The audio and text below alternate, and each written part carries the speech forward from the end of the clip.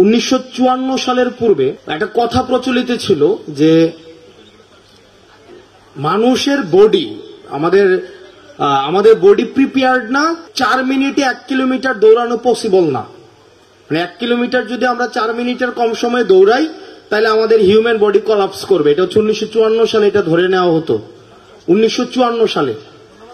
তো মেডিকেল সায়েন্সে যেহেতু এটা প্রমাণিত ছিল যে 1954 সালের আগে যে মানুষ, আমি একটু কানেক্ট করেন যে 4 মিনিটের কম সময়ে 1 কিলোমিটার দৌড়ানো কোনোভাবেই পসিবল না।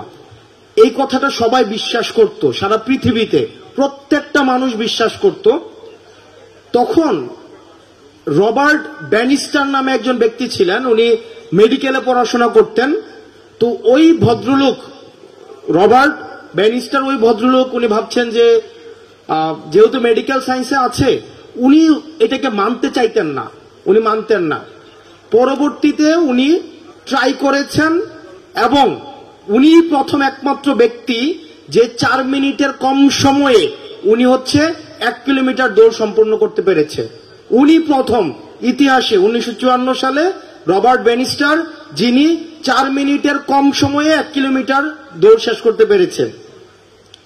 এর পরবর্তীতে 46 দিনে আরেকজন ব্যক্তি 1 কিলোমিটার দৌড় কমপ্লিট করতে পেরেছে। তার পরবর্তী 1 বছরে 20 জন ব্যক্তি আপনার এই 1 কিলোমিটার 4 মিনিটের কম সময় শেষ করতে পেরেছে। তো তার মানে কি 1954 সালের পূর্বে মানুষ কি এটা ট্রাই করে নাই? 1954 সালের পূর্বে যেহেতু সায়েন্সে বলা হয়েছে, মেডিকেল সায়েন্সে, এই কারণে মানুষ ট্রাই করে নাই। কিন্তু এই যে রবার্ট ব্যানিস্টন প্রথম ব্যক্তি যিনি চেষ্টা করেছেন, তার মানে হচ্ছে কি কোনো প্রবলেমকে ওভারকাম করার জন্য এটা ফিজিক্যাল কোনো প্রবলেম না, এটা আমাদের মেন্টাল প্রবলেম। এই মেন্টাল প্রবলেমটা যদি আমরা ওভারকাম করতে পারি তাহলে যে কোনো কিছু পসিবল। যেমন এই যে আজকের এই প্রোগ্রামটা আমাদের স্কুল 1918 সালে হয়েছে, এটা হচ্ছে 2025 সাল, 107 বছর হয়েছে। কিন্তু এই ধরনের প্রোগ্রাম কয়টা হয়েছে? কয়টা হয়েছে? এটা হচ্ছে প্রথমবারের মতো আজকে আমরা একসাথে হতে পেরেছি। সেটার জন্য আমরা সবাই একটা জোরে হাততালি দেই। আমরা প্রথমবারের মতো। তা আশা করি এই প্রোগ্রামটা আমরা বিশ্বাস করি প্রত্যেক বছর আমরা কন্টিনিউ করতে পারবো, প্রত্যেক বছর। যেমন দেখেন, একটা ট্রেন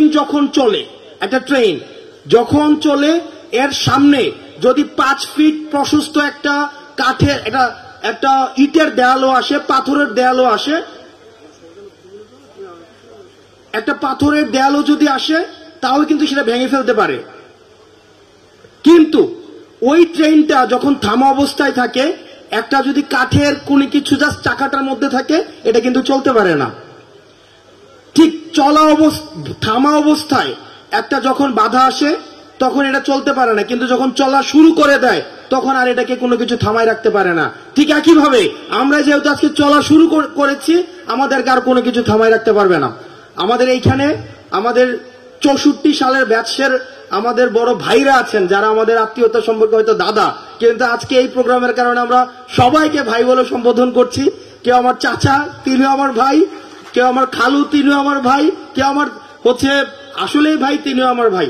আপনারা সবাই দোয়া করবেন আমরা একসাথে যেন আমরা এই পাইলটিয়ান্স পরিবারের মধ্য দিয়ে আমরা যেন আমাদের ইতিবাচক কাজের বার্তাগুলো সবার কাছে পৌঁছে দিতে পারি।